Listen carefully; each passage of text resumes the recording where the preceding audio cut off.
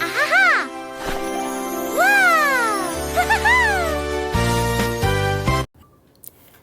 안녕하세요. 윤정쌤과 함께하는 독해력 향상 챌린지.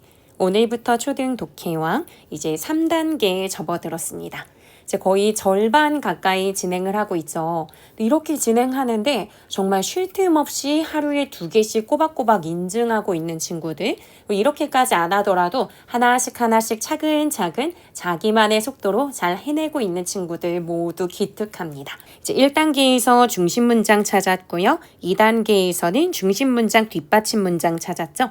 이것을 바탕으로 해서 글 자체가 어떤 짜임새, 구조를 갖고 있는지 파악해 보는 거예요. 조금 더 어려울 수 있습니다. 생각을 조금 더 많이 해야 하는데요. 이게 잘 되는 친구들은 나중에 혼자만의 정리 노트, 학교에서 수업을 듣거나 했을 때 그것들을 정리하는데 굉장히 도움이 될 거예요. 그래서 그 부분들을 앞으로 10개의 글을 통해 연습을 한다라고 생각해 주시면 되겠습니다. 첫 번째 글을 통해서 여러분들이 앞으로 어떻게 해야 하는지 설명을 좀 해드릴게요. 첫 번째 글 보면요. 세종대왕이 한글을 창제한 이유는 무엇일까요? 라고 되어 있죠. 그런데 그 아래를 보면요. 그동안 여러분들이 했던 것과 좀 다릅니다. 1단계, 2단계는요. 요 보라색 글자로 되어 있는 부분이 체크박스가 있었어요. 기억나시죠? 체크박스가 있어서 첫 번째 부분에서는 어떤 것들이 나왔죠?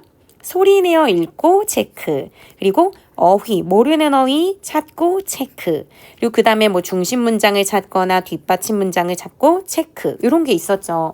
이게 이제는 중요하지 않다라는 것이 아니라요. 그건 이제 기본으로 여러분들이 하면서 이제 추가적으로 생각해야 되는 게 있다라고 생각을 해주시면 돼요.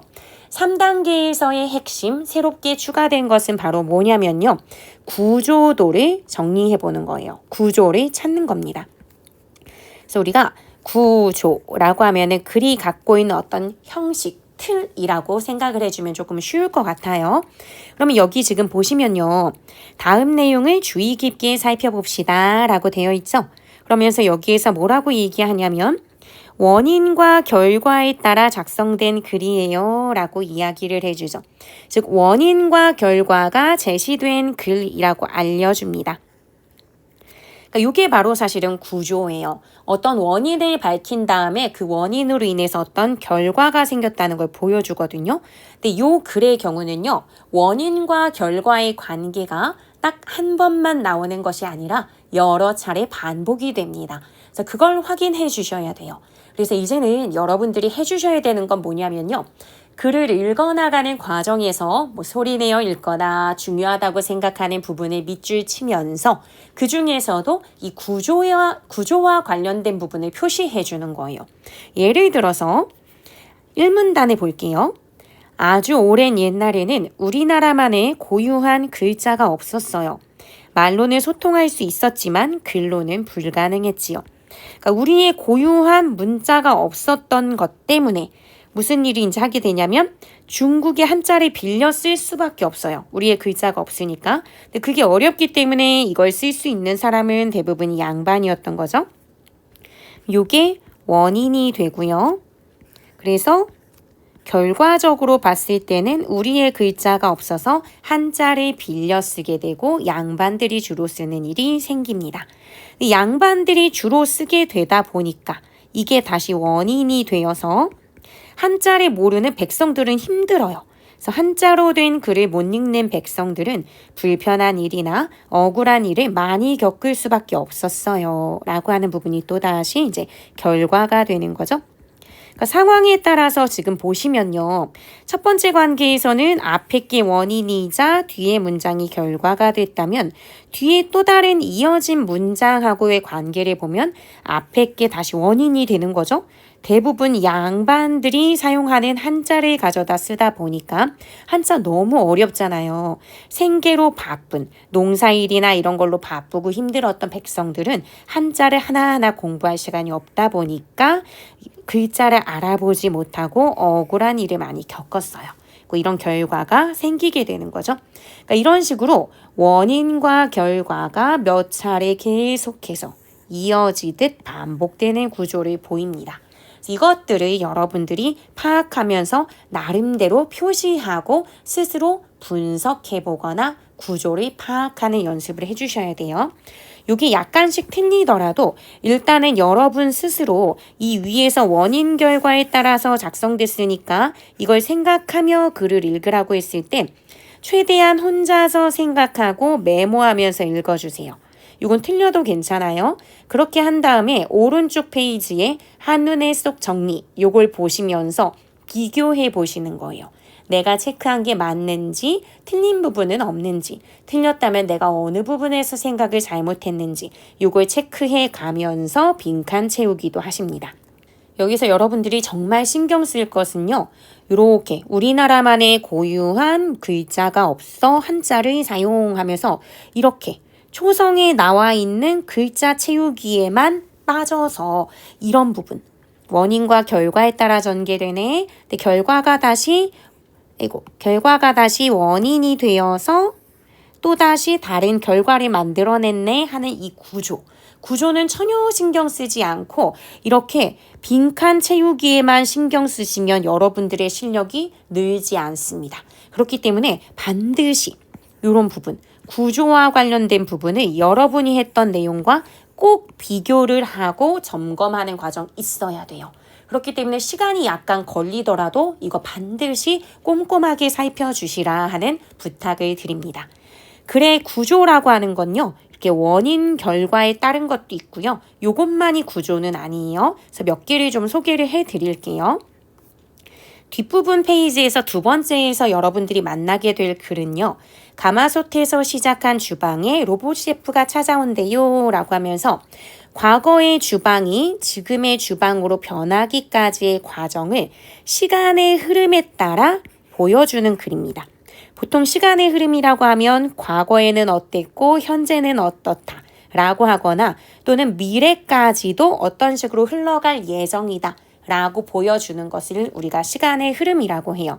만약에 여러분들이 이 글을 읽을 때는 그러면 주방을 지금 여기서 보라색 글자로 과거, 현재, 미래의 흐름에 따라 주방이 어떻게 변화했는지 주목하라고 했으니까 과거의 주방의 모습은 이렇네 라고 하면서 그 모습이 드러난 부분에 밑줄, 그리고 현재의 주방은 이렇잖아 라고 하는 걸 찾아낸 부분은 또다시 밑줄, 미래의 주방은 이러하네 라고 찾아낸 부분에 또 밑줄 하면서 그 옆에다가 조그맣게 과거, 현재, 미래 이런 식으로 메모하면서 읽어주세요. 그래야 정확하게 읽으면서 흐름을 잡는 데 도움이 됩니다. 앞부분에서는 과거 이야기를 하더니 그 다음에 현재로 왔고 미래는 이렇게 갈 거라고 예측하고 있구나 라고 하는 흐름, 이걸 생각하시면 요 구조대로 이제 본문 오른쪽에 나와 있는 내용을 확인해 보실 수 있습니다. 이거 외에도요, 사실은 상위 하위 개념처럼 예를 들면 아동의 권리가 있는데 아동에게는 그들만의 권리가 있다. 그래서 그 권리에는 무슨 권리가 있다라고 하면서 상위 개념, 보통 이제 전체를 포함하는 개념과 거기서 하나하나 나뉘면서 포함되는 하위 개념들이 있어요. 그런 것들은 이렇게 표시하면서 나타내기도 합니다. 이런 표시 방법들이나 아니면 시간의 흐름은 과거, 현재, 미래 이렇게 화살표로 하기도 하거든요. 이런 방법들을 여러분들이 조금 연습을 하시면서 봐주시면 혼자 교과서 공부를 할 때도 그대로 적용할 수 있어서 도움이 될 거예요. 그래서 이번에 3단계 특별 미션은 미리 예고를 하자면 선생님이 어떤 글을 줄 건데 그 글을 시간의 흐름인지 아니면은 원인과 결과인지 아니면 어떤 문제를 보여주고 문제를 해결하는 방식인지 또는 공통점과 차이점을 보여주는 글인지 이걸 여러분 스스로 파악한 다음에 그것을 잘 보여주는 구조로 정리해 보는 거예요. 예를 들어서 공통점과 차이점으로 많이 하는 건 벤 다이어그램이거든요. 각각 여기 바나나 이런 게 있고 사과 이런 게 있으면 공통점은 과일인데 바나나의 경우는 좀 더 길쭉하고 노란색이고 껍질이 약간 질기다. 뭐 이런 얘기를 할 수도 있는 거고요. 그러니까 이런 식으로 해서 차이점을 드러내는 구조로 정리해 볼 수도 있을 거예요. 그래서 그런 연습들을 이번에 좀 열심히 나는 하겠다. 라고 생각을 해주시면 좋고요. 그래서 이번에는 특별히 특별 미션도 2번 나갈 예정입니다. 그러니까 그거 생각하시면서 3단계는 너무 빠르게 나가려고 하기보다는 꼼꼼하게 구조를 정리하는 것, 요거에 좀 초점을 맞춰주시고요. 아까 앞서서 얘기했듯이 요약하기도 약간 어려울 수 있습니다. 키워드, 주제어라고 하는 것을 주고 그것을 조합해서 요약하는, 요약문을 만들어내는 것을 여러분에게 하게 할 거예요. 그래서 쉽지 않을 수 있어요. 그러니까 그거 여러분들이 고민하시면서 이렇게 요약문이 되는구나 생각해 주시면 돼요. 63쪽을 예로 들면요. 글자, 백성, 세종대왕, 훈민정음, 삶. 이걸 선생님이 주제어라고 넣어놨잖아요. 그러면 이 5개의 주제어는 반드시 들어가게 하면서 여러분들이 1문단, 2문단, 3문단의 내용을 다 포함할 수 있는 요약문을 작성해 줘야 돼요. 이 요약문의 경우는 선생님이 뒤에 해설 부분에 요약문을 정리를 해 두기는 했는데 그걸 미리 여러분들이 살피기 전에 스스로 작성하는 연습하시고 비교해 보셔야 되고요. 선생님이 작성해준 요약문은 예시이기 때문에 그 맥락, 그 흐름에서 너무 벗어나지 않으면 여러분의 요약문이 다 틀린 게 아니라 맞다고 생각할 수 있어요. 그러니까 그 부분은 어머니나 아버지나 같이 얘기를 나누면서 요 정도까지는 요약문 맞는 걸로 볼 수 있을지 아닐지 이런 걸 얘기 나눠보면 좋고요.